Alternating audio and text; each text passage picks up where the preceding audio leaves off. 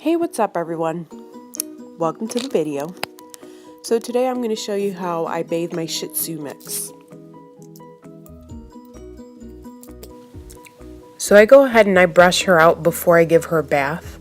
In between baths I only brush her maybe once or twice. I don't brush her every day. I know it's common to see in these videos. A lot of people brush their dogs every day. I don't do that. But it's important to brush her out before baths because you could find knots that you need to clip out.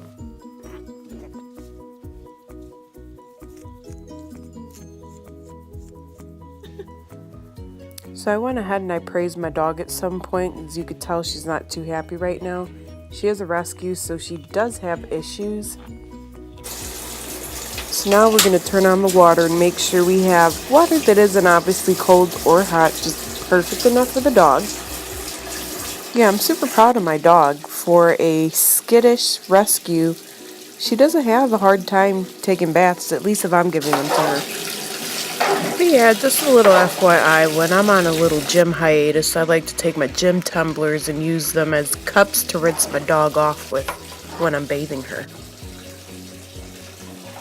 So when it comes to washing my dog's face, I go ahead and make a snug cup over her top snout so that when she's looking up and I'm pouring water on her face, none of this is going down her nose. I do not hold her mouth shut.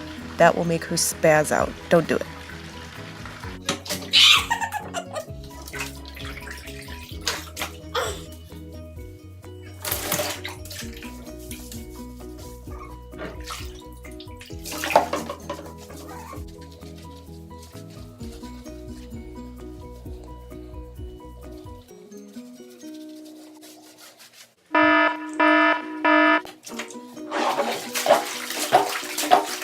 Sometimes she'll go ahead and just lay her head on my hand and I can pour water on her face, but if it's too close to her nose, I will cup her mouth, not her mouth, her snout, and I'll go ahead and pour water.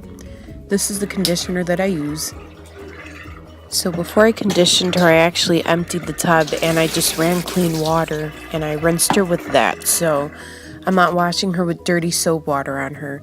So what you do back here is you brush the butt hairs towards the dog's head, and then you kind of feel for knots and you go ahead and you snip whatever it is you find back there. And yeah, that's that.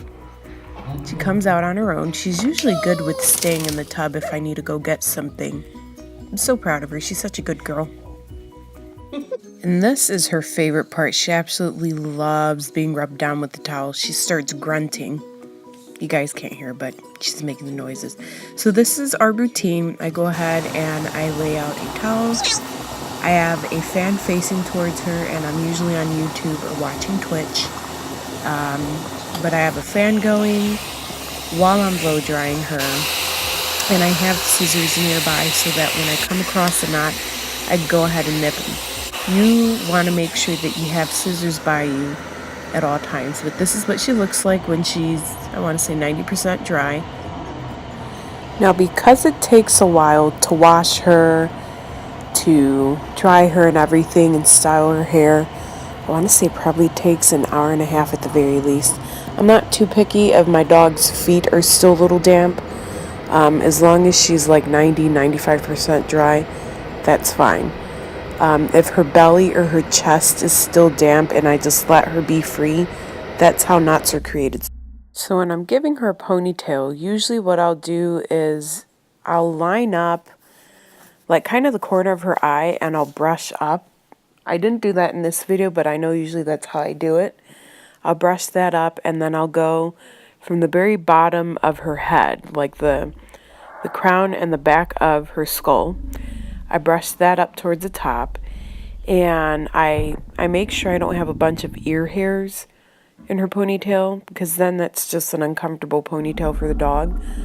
But I go ahead, I brush that up, I tie it in a knot, and when it's done, I go ahead and I take a good look at my dog. If she looks like her eyes are going to fall out of her sockets, then I go ahead and I start grabbing strands of hair like right above the dog's brow bone, and I'll pull them down so she's comfortable. And again, like if I have a few ear hairs, I'll pull those down as well. It's not bad to have the ear hairs in the ponytail, because what it'll do is it'll lift her ears, and that'll allow her ears to air out, and that's a good thing, especially since you just gave your dog a bath. My dog has never had an ear infection, so must be doing something right. And I'll pull it down. And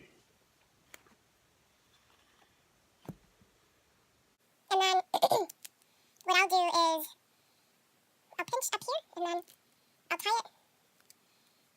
My dog likes to try and rip out her ponytails. She's kind of getting better. Pull it out wherever you think it's too tight.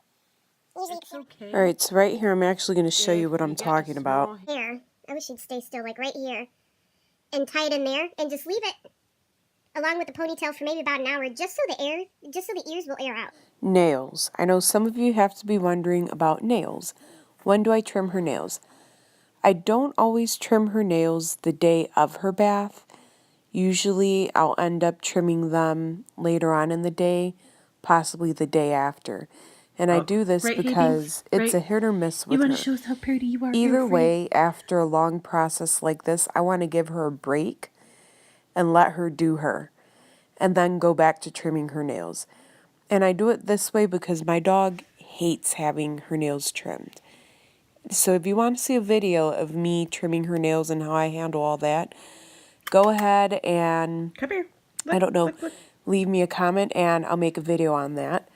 And I'll talk about other things like how often I need to bathe her and other questions that pertain to having a long-haired dog.